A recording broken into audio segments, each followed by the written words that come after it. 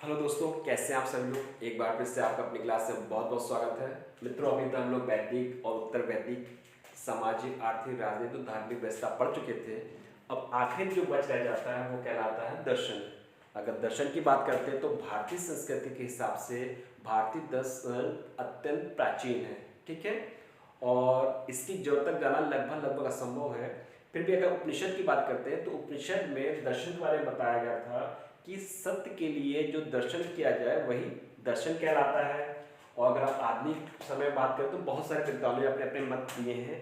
अगर बात करते हैं हमारे भारत रत्न प्राप्तकर्ता डॉक्टर सर्वपल्ली राधाकृष्णन, तो अगर उनके शब्दों कहा जाए तो वास्तविकता की तार्किक के आधार पर कसौटी ही दर्शन कहलाता है। ठीक है, आइए मित्रों आगे बात करते हैं। दर्शन बहुत सारे हैं, जिससे प्रमुख 6 हैं जो आपके आने वाले एग्जाम में बहुत बहुमूल्य साबित होंगे। और अक्सर क्वेश्चन पूछ लिया जाता है कि कौन से दर्शन के प्रतिपादक कौन थे। ठीक है, और कभी कभी ये भी पूछ लिया जा सकता है कि एक आदमी को तो पहले पूछा नहीं जाता, फिर भी अगर पूछ लिया जाए कि कुछ महत्वपूर्ण पॉइंट होते हैं, जैसे जो गुण होते हैं, त्रिगुण का सिद्धांत किससे लिया गया है या पंचतत्वों का सिद्धांत किससे लिया गया है, तो उससे संबंधित हम लोग आज बात कर लेते हैं। तो चलिए चालू करते हैं आज का विषय भारतीय दर्शन। तो सबसे पहले बात करते हैं मित्रों शांत दर्शन की। तो जो शांत दर्शन है उसके प्रतिपादक कपिल मुनि हैं। ठीक है, और इनके अनुसार जो दर्शन के इनके जो मुख्य बिंदु थे, इनका कहना था कि पृथ्वी पर जो मूल तत्व हैं 25 हैं, और सबसे पहला तत्व है जो आपका प्रकृति है। और इनका मानना था कि जगत का जो क्रमिक विकास हुआ है वो प्रकृति के सहज रूप से ही हुआ है, इसमें किसी अन्य शक्ति का कोई योगदान नहीं है। प्रकृति ने अपने सहज रूप से ही प्रकृति का या विश्व का सहज रूप से ही निर्माण किया है, क्रमिक रूप से। ठीक है, आगे बात करते हैं। तो अगर 3 गुणों का सिद्धांत अपनाया गया है इसी दर्शन में, ये जो 3 गुण थे वो कहलाता है सतोगुण, रजोगुण या तमोगुण। तो 3 गुण है, रजगुण, सतगुण और तमगुण।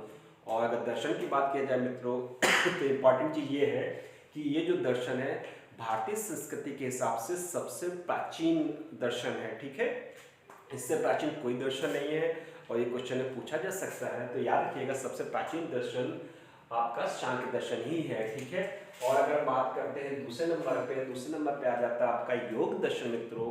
इसके जो प्रतिपादक थे वो थे पतंजलि जी, और इनके अनुसार उन्हें जो व्याख्या दी इनके दर्शन का मुख्य सार इस प्रकार था कि ये जो दर्शन है विश्व में सबसे ज़्यादा विख्यात दर्शन है। मतलब जिस दर्शन को अगर भारतीय दृष्टिकोण से बात करते हो, भारतीय दर्शनों में सबसे ज़्यादा प्रसिद्ध होने वाला दर्शन आपका योग दर्शन ही है। ठीक है, आगे बात करते हैं दूसरे नंबर की। तो इस दर्शन की मान्यता है या इस दर्शन के अनुसार आत्मनियंत्रण और आत्मयात्रा को इन्होंने बहुत ज़्यादा महत्व दिया है। और इसके अलावा मोक्ष प्राप्ति के लिए जो क्रियाएं बताई हैं उनकी संख्या 8 है।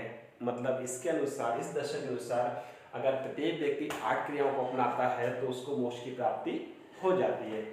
आगे चलते हैं वैशेषिक दर्शन। इसके जनक कणाद थे या कणाद या उल्लूक कह सकते हैं। और इस दर्शन के प्रमुख बिंदु इस प्रकार है कि ये जो दर्शन है विश्व को यथार्थवादी, मतलब विश्व को वास्तविक रूप से मानता है। विश्व में जो वास्तविक रूप से दिखाई पड़ता है भौतिकवाद दर्शन है, और उन चीज़ों को जो वास्तविक से भौतिक रूप में उपस्थित है उनका विश्लेषण कर सकता है, तथा ये वस्तुवादी है, जो दिखता है उसी को मानता है। ठीक है, आगे बात करते हैं। इन्होंने विश्व की सभी वस्तुओं को 5 महाभूतों में वर्गीकृत किया है। ठीक है, 5 महाभूत आप लोग जानते होंगे, जैसे अग्नि हो गया, जल हो गया, वायु हो गया, धरती हो गया और आकाश हो गया। ठीक है, तो ये 5 महाभूतों में उन्होंने विश्व के सारे पदार्थों को वर्गीकृत किया है। आगे बात करते हैं।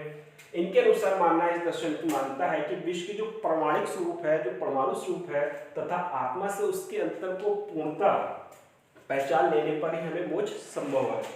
अगर बात करते हैं योग दर्शन, इसमें उन्होंने मोक्ष प्राप्ति की 8 क्रियाएं बताई थी। और अगर बात करते हैं वैशेषिक दर्शन की, तो इसके अनुसार प्रामाणिक स्वरूप तथा आत्मा से उसके अंतर को पूर्णतः पहचान लेने पर ही मोक्ष की प्राप्ति होती है। अब आगे आ जाता है चौथे नंबर पे आपका न्याय दर्शन। तो न्याय दर्शन के जो प्रतिपादक थे मित्रों वो थे गौतम, और इनके दर्शन के अनुसार इन्होंने वैशेषिक दर्शन में जितने भी पदार्थ बताए हैं मित्रों, सबको मान्यता दिया है, सबको स्वीकृत किया है, और उन पदार्थों में एक पदार्थ और जोड़ा है, वो है अभाव। ठीक है, तो अभाव नामक एक पदार्थ और जोड़ा है, और बाकी पुराने जो पदार्थ हैं वैशेषिक दर्शन के सबको स्वीकार किया है।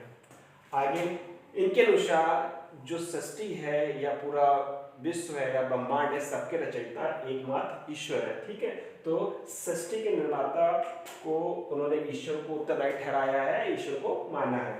ठीक है, और अगर बात करते हैं वैशेषिक दर्शन में जितने भी द्रव्य हैं उन सभी द्रव्यों को इस दर्शन ने मान्यता दी है। ठीक है, आगे बात करते हैं तो मीमांसा दर्शन की। तो मीमांसा दर्शन के जो प्रतिपादक थे वो आपके थे जैमिनी, और ये जो दर्शन मुख्य रूप से वैदिक कर्मकांडों और ब्राह्मणों से संबंधित है। ठीक है, और ये वेदों को अंतिम रूप से प्रमाणित मानते हैं, मतलब इन्होंने वेदों को अंतिम रूप से प्रमाण माना है, इसके अलावा उन्होंने किसी पे विश्वास नहीं किया है। ठीक है, आगे बात करते हैं मित्रों वेदांत दर्शन की। तो ये इसके जो प्रतिपादक थे बादरायण थे, और इस दर्शन के अनुसार जो ब्रह्म है वो एकमात्र सत्य है, या ये ब्रह्म को एकमात्र सत्य के रूप में स्वीकार करते हैं, और इसके साथ साथ जीवात्मा का ब्रह्म में लीन हो जाना ही मोक्ष प्राप्ति कहलाता है। ठीक है, याद रखिएगा, जीवात्मा का ब्रह्म में लीन होने पर ही मोक्ष की प्राप्ति होती है, ऐसा वेदांत दर्शन का मान्यता है। ठीक है, तो मित्रों ये थे दर्शन और उनके प्रतिपादक और उस दर्शन से संबंधित मुख्य बिंदु। तो मित्रों ये आज के इतना बहुत है, फिर आगे का वीडियो बनाएंगे, तब देखते हैं आगे वाले वीडियो में हम लोग देखेंगे और जानेंगे भारतीय संस्कृति के अंतर्गत और कौन कौन से धर्म उदय हुए हैं, उन धर्मों का भारतीय धर्मों पर कौन कौन सा प्रभाव पड़ा। जैसे कि बहुत सारे धर्मों में मुख्य रूप से अगर जैन धर्म और बौद्ध धर्म की बात करें तो इन्होंने ईश्वर की सत्ता को चुनौती दी और इन्होंने इसका विरोध किया, और बहुत सारे क्रांतिकारी उस समय परिवर्तन आए। तो इन्हीं के विषय में आने वाले वीडियो में हम लोग पढ़ते हैं। ठीक है, आज के लिए इतना बहुत मित्रों, धन्यवाद।